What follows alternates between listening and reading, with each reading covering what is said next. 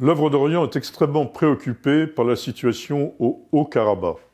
Le Haut-Karabakh, c'est une sorte de région peuplée exclusivement d'Arméniens, donc de chrétiens, qui se trouve enclavée à cause des vicissitudes de l'histoire soviétique, qui se retrouve enclavée en Azerbaïdjan, et lorsque l'Union soviétique est tombée, a demandé son autonomie sans pouvoir l'obtenir.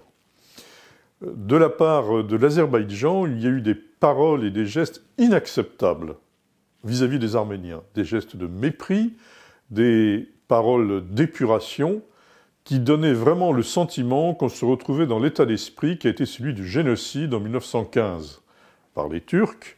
Et finalement, c'est aussi un prolongement de l'influence turque vis-à-vis des Arméniens. C'est intolérable. Je rappelle que ce génocide a fait plus d'1 million de morts.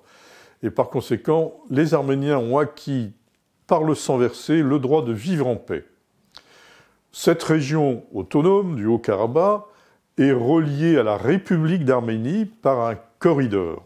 Actuellement, ce corridor est bloqué, ce qui empêche tout ravitaillement de cette région du Karabakh et qui menace les Arméniens du Haut-Karabakh. C'est intolérable.